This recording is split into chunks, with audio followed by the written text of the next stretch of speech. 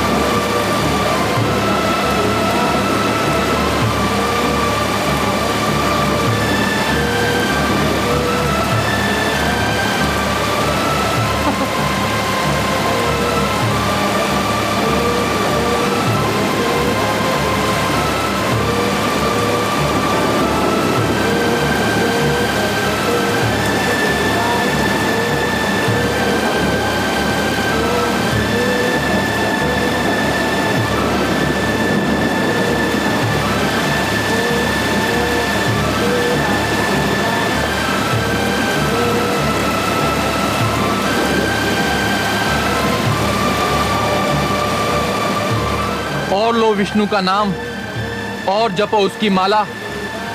अरे छोटे से छोकरे, तेरी माता ने तुझे तेरे पिता के प्रकोप से तो बचा लिया, पर मेरे प्रकोप से तुझे कौन बचाएगा?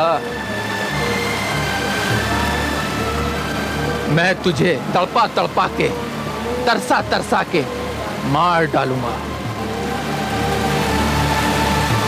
तेरे विष्णु ने मेरे तन के 2 टुकड़े कर दिए थे। मैं उसके किसी भी भक्त को चैन नहीं लेने दूंगा।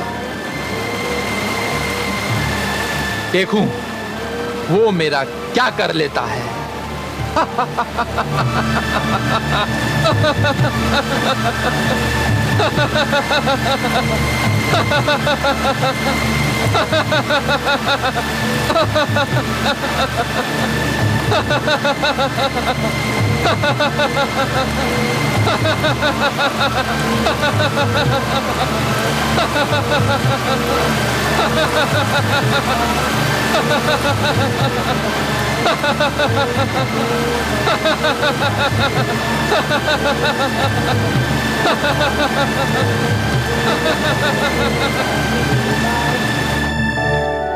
देखा आपने कमल नयन, स्वर भानु आपकी शक्ति को ललकार रहा है।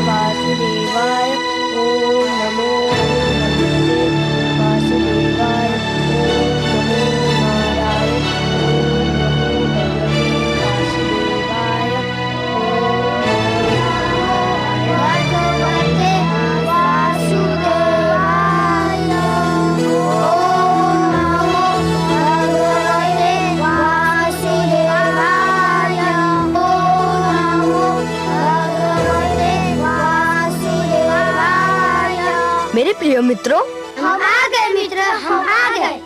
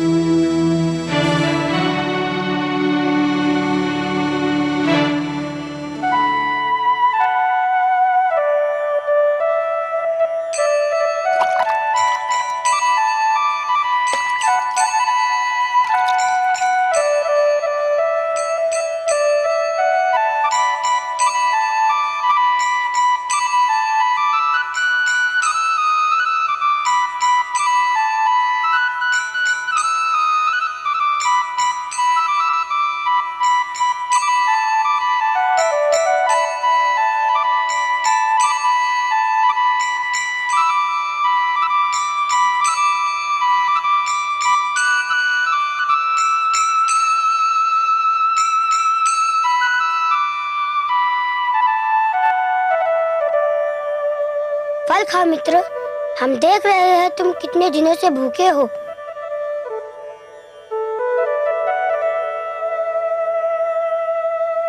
रुक क्यों गए, खाओ ना। नहीं मित्र, मैं ना खा सकूंगा। क्यों? मैं जानता हूँ कि मेरे राजभवन छोड़ने के उपरांत मेरे माता ने भी आज तक भोजन को हाथ न लगाया होगा।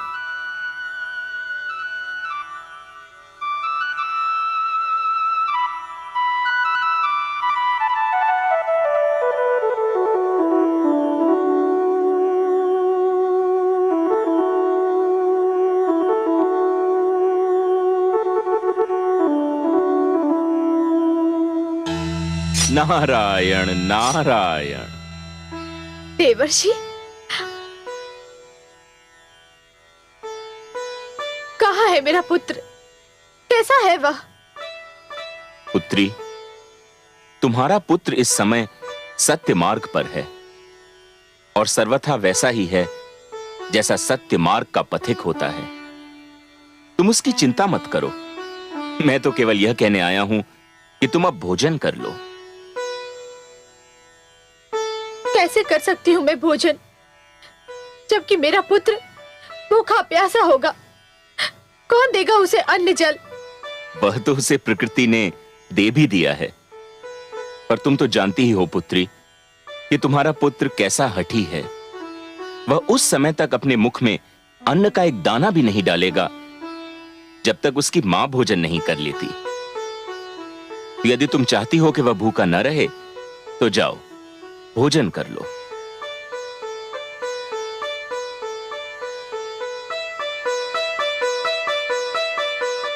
आयुष्मान भव। नारायण नारायण।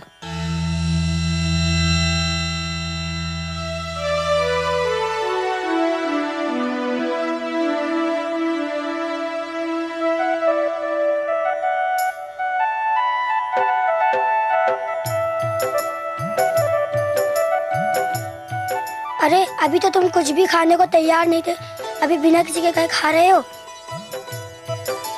क्योंकि मेरी माता भी भोजन कर रही है। तुम्हें कैसे पता चला? पुत्र माता के शरीर का अंश होता है। वो माँ पर बीती हर दशा पहचान लेता है।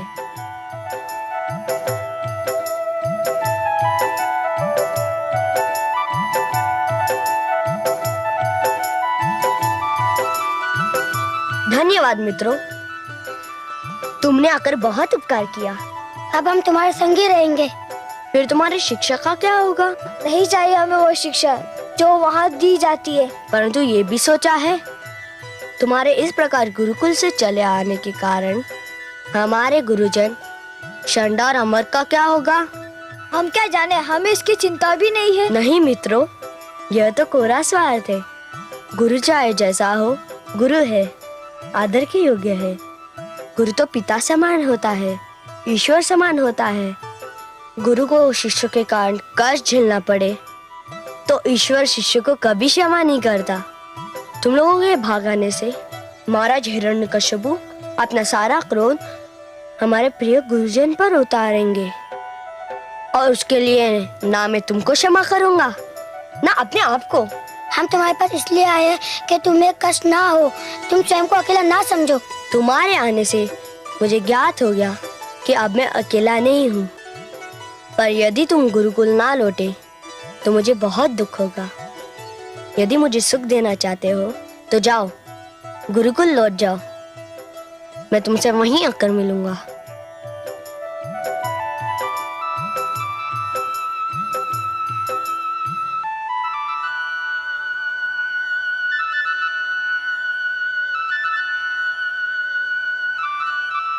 दुआई है भगवान, दुआई है, दुआई है भगवान, दुआई है, दुआई है भगवान, दुआई है, दुआई है भगवान, दुआई है, दुआई है भगवान, दुआई है। क्या हुआ? क्या हमारी प्रिय प्रजा को किसी ने सताने का साहस किया है या किसी दुष्ट ने उसे कष्ट पहुंचाया है? हे प्रियजनों, आप किस बात की दुहाई दे रहे हैं? हे भगवान, हम पर घोर विपदा आन पड़ी है। सर्वशक्तिमान, हमारे पुत्र गोकुल छोड़कर चले गए हैं। तो क्या गुरुकुल के प्रबंधकों ने विद्यार्थियों पर शिक्षा का इतना बोझ लाद दिया कि वे घबराकर वहां से भाग गए? ऐसा भी नहीं है भगवान। तो फिर क्या कारण है उनके गुरुकुल छोड़कर जाने का? वे अपने मित्र राजकुमार प्रहलाद को खोजने निकल गए हैं और उनका कुछ पता नहीं है।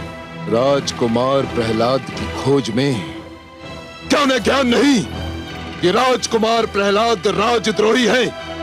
क्या उन्हें ज्ञान नहीं कि जो भी इसका साथ देगा वो मेरी दृष्टि में अपराधी है? तब तो उन्हें इस अपराध का दंड अवश्य मिलेगा। दंड साधारण भूल के लिए दिया जाता है भगवान।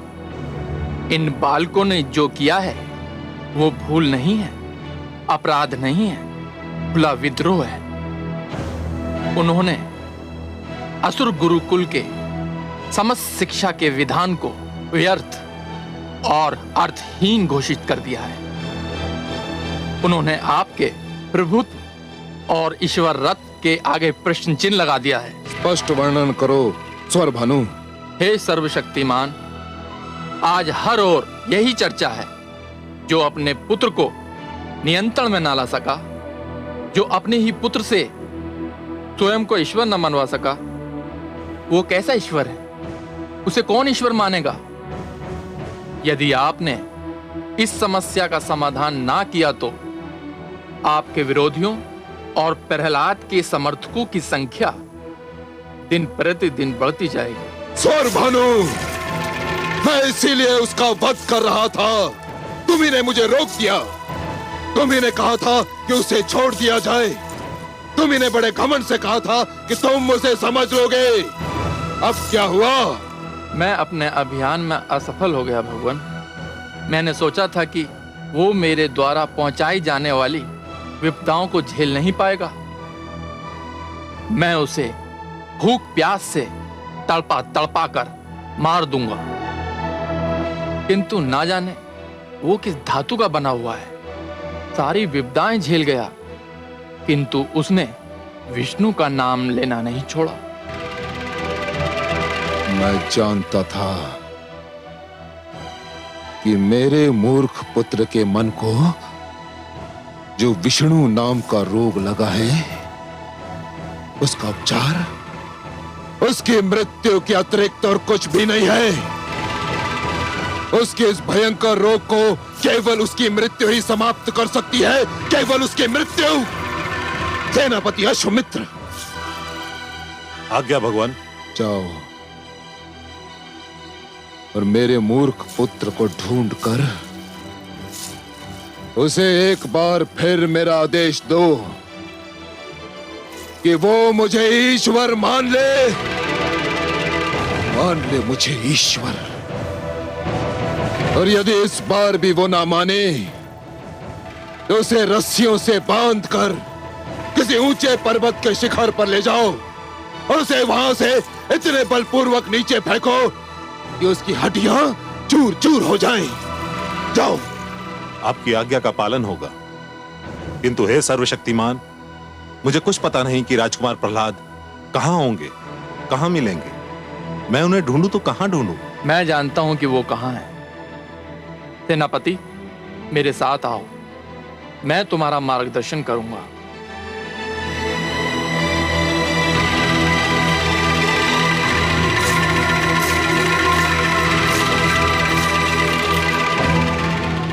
हे प्रियजनों, तुम्हारे पुत्रों को तुम्हारे पास पहुंचाना तुम्हारे भगवान का उत्तरदायित्व है। तुम्हारे पुत्र तुम्हें मिल जाएंगे। भगवान हिरण्यकशिपु की, भगवान हिरण्यकशिपु की, भगवान हिरण्यकशिपु की, भगवान हिरण्यकशिपु की, भगवान हिरण्यकशिपु की, भगवान हिरण्यकशिपु की, भगवान हिरण्यकशिपु की, भगवान हिरण्यकशिपु की।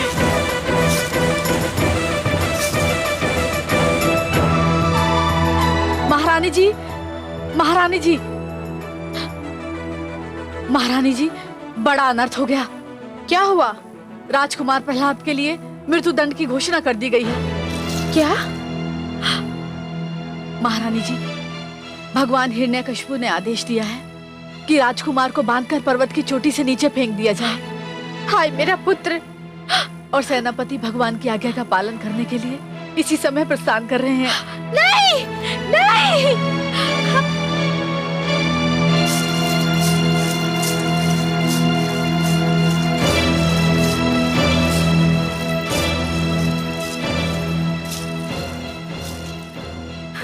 चलो सारथी। ठहर जाओ, तुम लोग मेरे पुत्र का वध नहीं कर सकते। हम विवश हैं महारानी, हमें अपने भगवान की आज्ञा का पालन करना ही होगा। आप हट जाइए। नहीं हटूंगी। तुम्हारा ये रथ मेरे शरीर को कुचल कर यहाँ से आगे बढ़ सकता है। हट जाइए, हट जाइए, हट जाइए। अश्वमित्र के मार्ग से हट जाइए महारानी।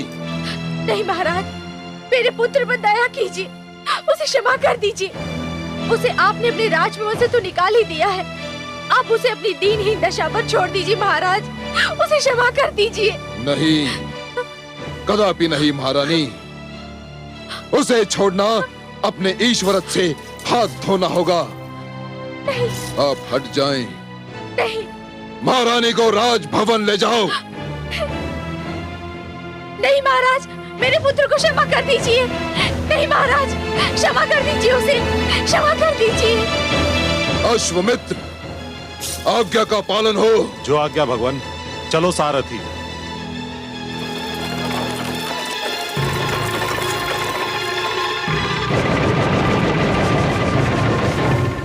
ओम नमो भगवते वासुदेवाय। ओम नमो भगवते।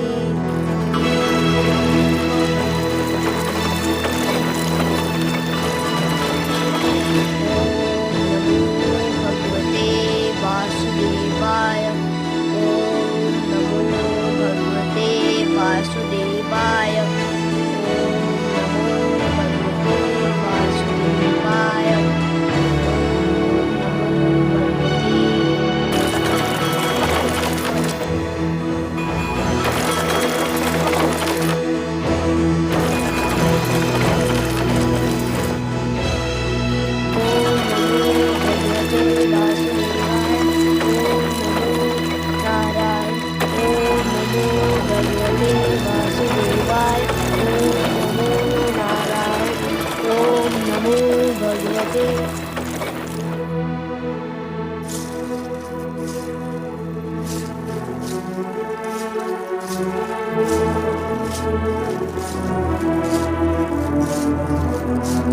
राजकुमार प्रहलाद।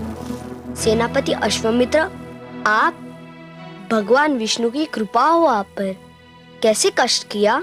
मैं भगवान हिरण्यकशिपु के आदेश से आया हूँ आपके पास। आपका स्वागत है सेनापति। क्या संदेश लाए हैं आप? मैं ये संदेश लाया हूँ कि आप हमारे भगवान हिरण्यकशिपु को अपना भगवान मान लें।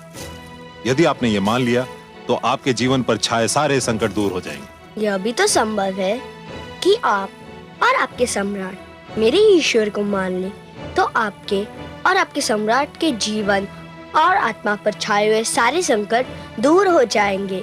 ये कदापि नहीं हो सकता राजकुमार। हे सेनापति, आप अपने लिए जो कहने और सोचने की स्वतंत्रता दिखा रहे हैं, वह स्वतंत्रता को मेरे लिए उचित नहीं समझते? यह तो अन्याय है ना? मैंने संदेश सुना दिया, मेरा उत्तरदायित्व तो पूरा हो गया। मैंने संदेश सुन लिया, मेरा उत्तर भी पूरा हो गया। भगवान हिरण्यकशिपु का ये आदेश है कि यदि आप उन्हें ईश्वर नहीं मानते तो आपको रस्सियों से बांधकर पर्वत की ऊंचाई से फेंक दिया जाए। तो फिर आप प्रतीक्षा क्यों कर रहे हैं? अपने भगवान के आदेश का पालन कीजिए। सैनिकों, राजकुमार को रस्सियों से जकड़ दो। ओम नमो भगवते वासुदेवाय। ओम भगवते वासुदेवाय। ओम नमो भगवते वासुदेवाय। ओम नमो भगवते वासुदेवाय। ले चलो इन्हें। ओम नमो भगवते वासुदेवाय। हे कमल नयन, ये कैसा अनर्थ हो रहा है? एक नन्हे से बालक को मृत्युदंड।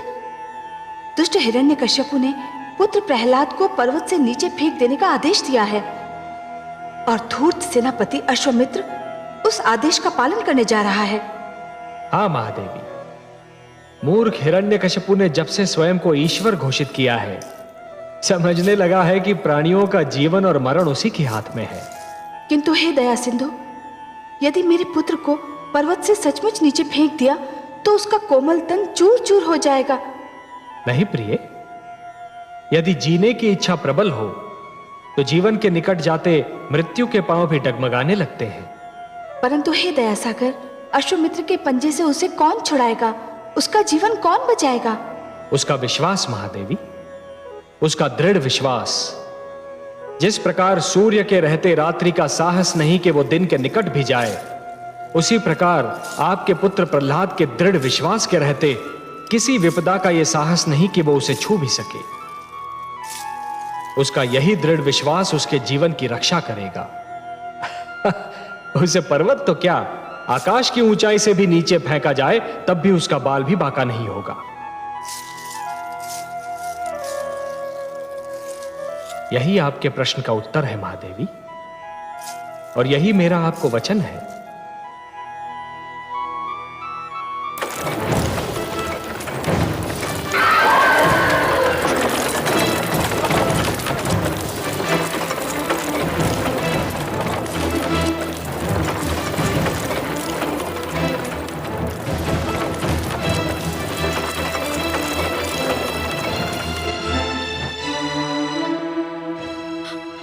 विष्णु, अब तुम ही कुछ करो।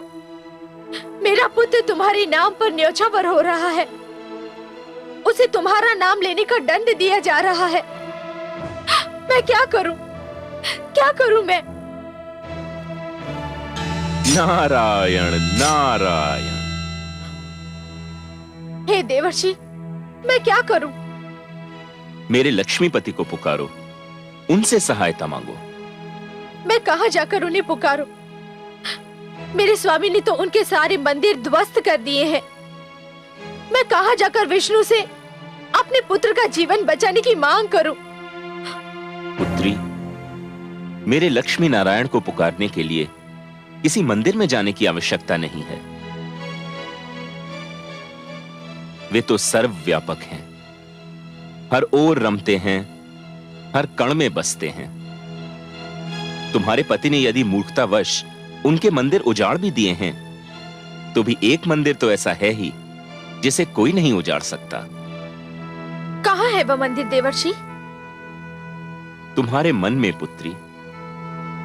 मन का मंदिर तो मेरे नारायण का सबसे प्रिय बसेरा है। उन्हें यही मंदिर प्रिय है। निराश मत हो पुत्री, उन्हें अपने मन से पुकारो, वो तुम्हारी पुकार अवश्य सुन लेंगे। नारायण नारायण। हे लक्ष्मीपति, हे दया निधान, हे कृपा सागर, मेरे पुत्र अपने भक्त प्रहलाद की रक्षा करो। ओम नमो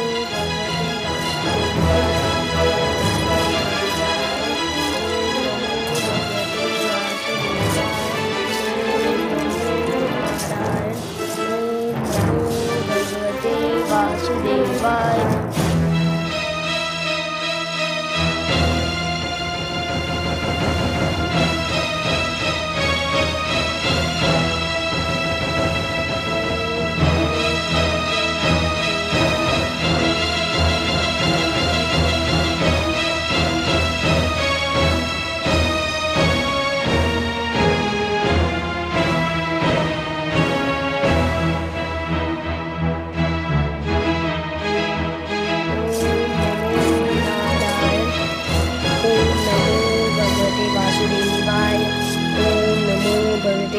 राजकुमार प्रहलाद, मैं आपसे अंतिम बार पूछता हूँ, आप हमारे भगवान हिरण्यकश्यप को अपना ईश्वर मानते हैं या नहीं?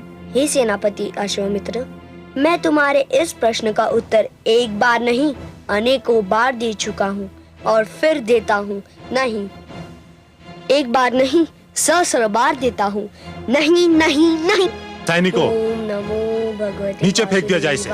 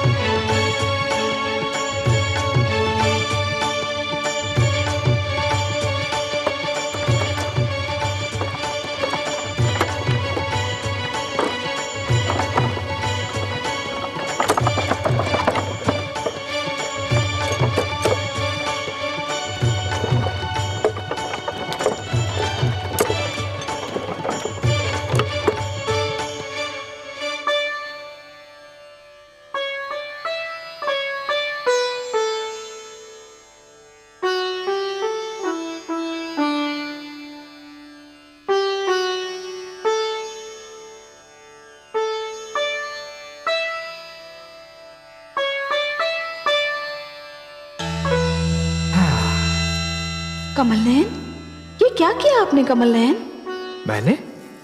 मैंने क्या किया देवी? आप ही की इच्छा थी कि आपके पुत्र प्रहलाद के प्राणों की रक्षा की जाए। मैंने सदा की भांति आपकी इच्छा का आदर किया, उसके प्राणों की रक्षा की। मैं तो ये समझ रहा था कि इस दृश्य को देखकर आप प्रसन्न हो रही होंगी। वो मैंने देखा कमल नयन, उसके लिए मैं आपका आभार मानती हूँ, आपको कोटि कोटि धन्यवाद देती हूँ।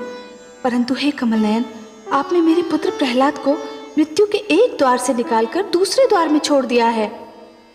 महादेवी, आप नित्य कहती हैं कि मेरी बातों का रहस्य मेरे अतिरिक्त कोई नहीं जान सकता, पर आज मुझे यह कहने दीजिए कि आप जो कह रही हैं ना, उसका रहस्य मेरी भी समझ में नहीं आ रहा। आप कहना क्या चाह रही हैं, कृपया स्पष्ट तो कीजिए महादेवी। आपको पता है जिस बैलगाड़ी पर आपने पुत्र प्रहलाद को उतारा वो किस दिशा में जा रही थी? हर यात्रा की कोई ना कोई दिशा अवश्य होती है महादेवी, पर हाँ, मैंने उस गाड़ीवान से यह नहीं पूछा कि वो कहाँ जा रहा था। मेरा विचार था कि वो उचित भी नहीं था। पर महादेवी, इसके लिए तो हम आपसे क्षमा चाहते हैं। आपको पता है वो कहाँ गया? जानती हूँ कमल नयन, इसीलिए तो मुझे घबराहट हो रही है। क्यों? वो गाड़ीवान एक किसान था और हिरण्यकश्यपु के अन्न भंडार के लिए अनाज ले जा रहा था। अच्छा? हाँ कमल नयन, और यही सोच सोच के मैं घबरा रही हूँ कि अनाज के साथ साथ पुत्र प्रहलाद भी हिरण्यकश्यपु के भंडार पहुंच जाएगा और मेरे पुत्र को जीवित पाकर दुष्ट हिरण्यकश्यपु क्रोधित हो जाएगा। है तो ये बड़ी चिंता की बात महादेवी, पर देवी मैं तो अपने भक्तों में केवल यात्रा की प्रेरणा जगा देता हूं। उनकी यात्रा का दिशा निर्धारण तो ब्रह्मा ही करते हैं। अब यदि हिरण्यकशिपु और प्रहलाद के बीच चुंबक और लोहे का संबंध उन्होंने बना दिया हो तो इसमें मैं क्या कर सकता हूं? जिस प्रकार चुंबक लोहे को आकर्षित किए बिना नहीं रह सकता और जिस प्रकार लोहा चुंबक के आकर्षण से पीछा नहीं छुड़ा सकता, उसी प्रकार हिरण्यकशिपु और प्रहलाद भी एक दूसरे से पीछा छुड़ाने में असफल हो रहे हैं। अब इसमें विधाता की क्या योजना है ये तो वही जाने। पर मैं अपनी चिंता का क्या करूं? मैं भी तो अपनी चिंताओं से पीछा नहीं छुड़ा पा रही। मुझे आपसे अत्यंत सहानुभूति है महादेवी, पर अपने पुत्र प्रेम और ममता के आवेग में आप एक बात को भूली जा रही हैं। मैं क्या भूली जा रही हूँ? वही बात जो मैंने आपसे कही थी। कौन सी बात कमल नयन? मुझे याद तो दिलाइए। मैंने आपसे कहा था ना महादेवी कि एक अच्छी कथा वही होती है जिसमें अचानक ऐसे रोमांचक मोड़ आते हैं जो कथा के श्रोता को भी अचंभे में डाल देते हैं। आप तो बस धीरज धरिए देवी। मैं जानती हूँ कमल नयन, मैं धीरज धरना भी जानती हूँ, पर मैं क्या करूँ? ममता की भावना से विवश हो जाती हूँ। ध्रुव के पश्चात इस पुत्र प्रहलाद ने मेरी ममता की भावना पर संपूर्ण अधिकार कर लिया है। आपकी इसी प्रेम भावना ने तो मुझे भी आपके प्रेम बंधन में जकड़ लिया है देवी।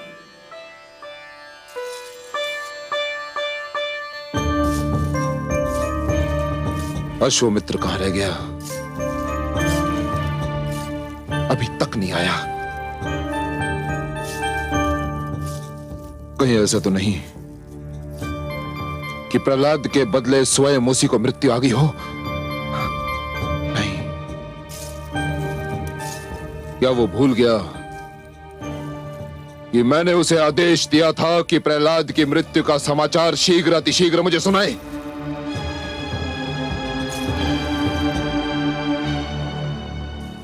अब आप क्या सोच रही हैं महारानी?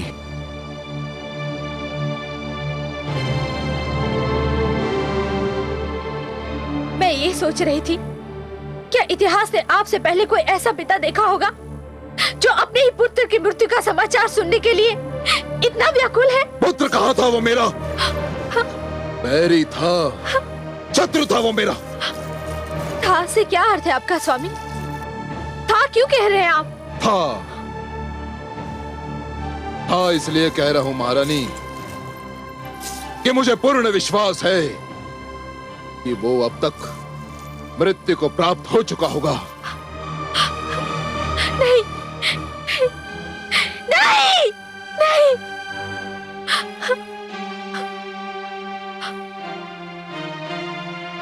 आप तो ईश्वर हैं। ईश्वर तो अंतर्यामी होता है। आपको तो पहले से ये ज्ञात हो जाना चाहिए था। महारानी, भगवान हिरण्यकशिपु की जय हो।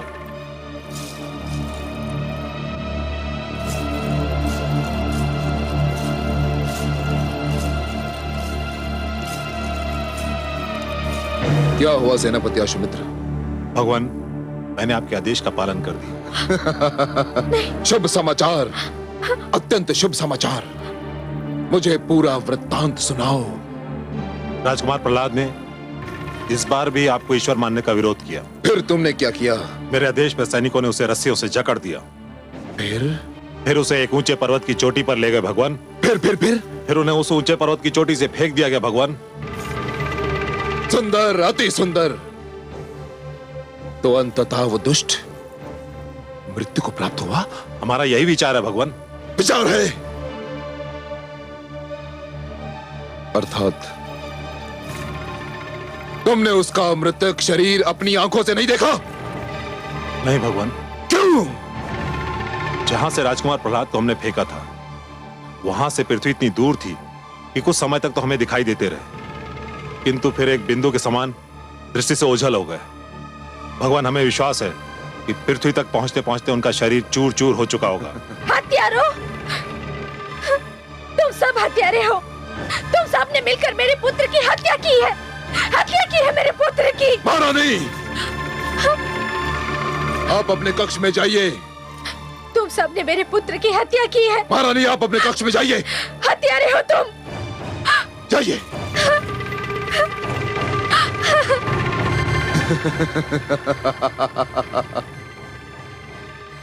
मारा गया, मारा गया। मेरा बैरी और विष्णु का अंतिम भक्त भी मारा गया। अश्वमित्र, सारे राज्य में घोषणा कर दो कि मैंने अपने पुत्र को राजद्रोह के अपराध में मृत्यु दंड दे दिया। इस संसार को भी बता दो कि मैंने न्याय की मर्यादा के लिए अपने पुत्र के भी प्राण ले लिए।